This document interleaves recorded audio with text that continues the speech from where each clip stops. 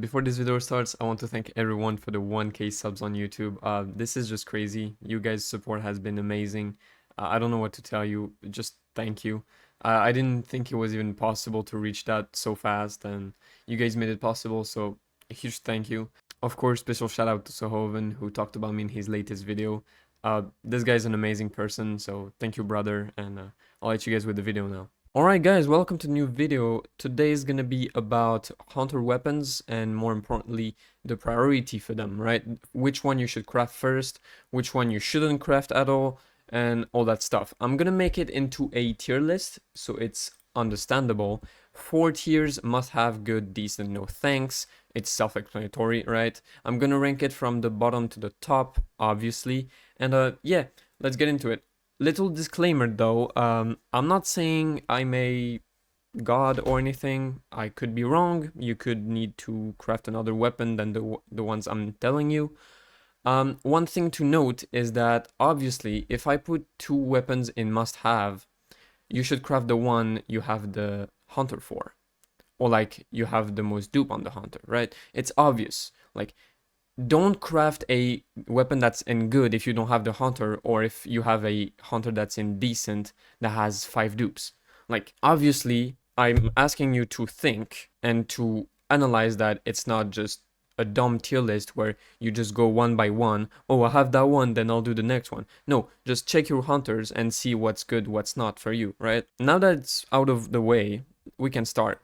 By the Vice President's weapon, no thanks. You get it once for free. That's all you need. You don't need to craft dupes. Like, stop it. Obviously, I'm gonna talk about weapons as if they had no dupes, because I feel like that's most people's case. So, no dupes weapons. So, yeah, Vice President, no thanks. Honestly, there's not much to say. You already have it for free, so you're not gonna craft dupes. Moving on to decent, I'll put Liboras and Limbs. So, let me explain. First, we have Liboras. Increase the user's attack by 2.5%. You don't care about that. She's a support. If you haven't seen my videos, you can check it. So obviously she's a support, so 2.5% is not that good. And the Strengthening Charm, giving 2.5 more critical hit damage on the enemies and 2.5% more chance of getting crit. 2.5% is pretty negligible. If you had the weapon maxed dupes, so like 5 dupes, it would be really good. But at no dupes, it's pretty negligible, so it's not a priority, in my opinion. And secondly, we have Limb. So increase the user's attack damage by 4%, that's pretty good. And when they use a basic attack within 10 seconds after using Quick Attack Typhon Fire, so that is the ult, it increases their attack by 6% for 30 seconds, stacking up 2 times. So it's pretty good, don't get me wrong, but I'm putting it that low because Limb is not as good. Limb is a decent damage dealer, but only when you ult. That's one thing to note. I've talked about it in his video. And he's super situational. You're gonna bring most likely any hunter above him, except maybe like the Vice President. So his weapon is very good, but realistically you don't want to craft it, if that makes sense. Like, you could put it in good, right? Like, if you have 5 dupes on Limb, you can put it in good and like craft it. But realistically, you don't have much dupes on him since he's not that good, and you don't want to craft his weapon right away. Moving on to good, it's gonna be the main tier, obviously. We have Silvermane's back weapon, Emma's, Dongsu, the healer, and base bag. So obviously, Seo and Choi will be up there. Let me explain, right?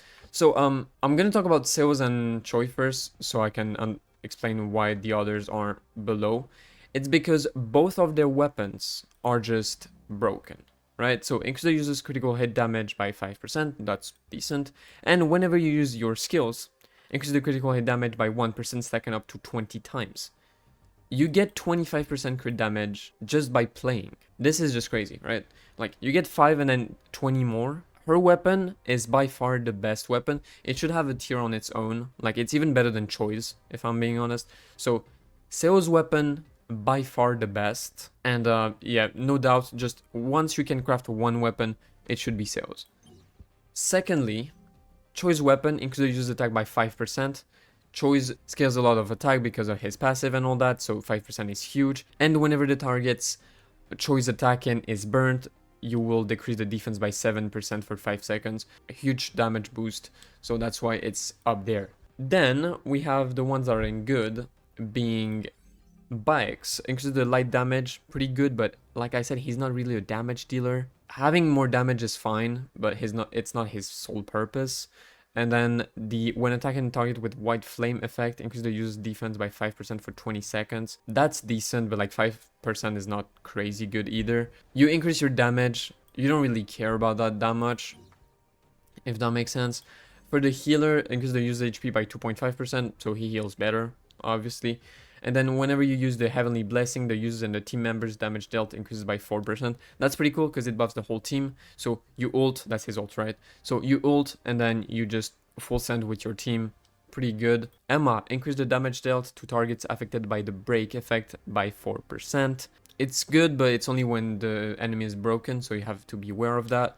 But the second one is very good. When hit absorption activates, the user's damage dealt increases by 1.5%, stacking up to 4 times. So you get 6% damage dealt increase. That's pretty good. It increases her damage by quite a lot, honestly, so very good weapon to have. Dongsu's weapon now increases the user's wind damage by 4%. Just like Bayek, it's pretty cool, and he's a DPS, so that's even better for him, right? Actually uses basic skill damage by 3% when the Impulse, Revenge, or Madness effect activates. You activate that super easily, even up to 4 times you will activate it super easily, so you'll get a 12% basic skill damage increase, which is huge. It makes him hit so fucking hard. So yeah, very good weapon if you have Dongsu built. And lastly, Silvermane Bayek's weapon increases basic attack damage by 8%. That's already huge. And then, as if it wasn't enough, when the user's basic attack hits, takes damage equal to 0.5% of current HP. That's fine, like you can tank that, but deals damage equal to 0.2% of current HP to the target.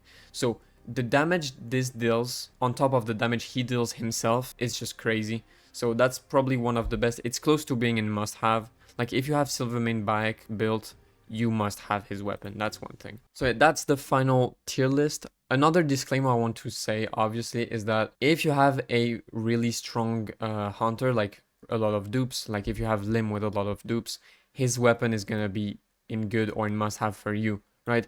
It's all based on your box, but like let's say you have all the hunters pretty much the same level, that's the order I would do. Right, it's not in order in the tiers. If it had to be, I would probably put bikes first, then Emma's, probably like that. Like that is fine, maybe like this, but yeah. If you enjoyed the video, like and subscribe. Road to the 2K subs now, obviously. Thank you guys for the support. I'll see you in my next one. See ya.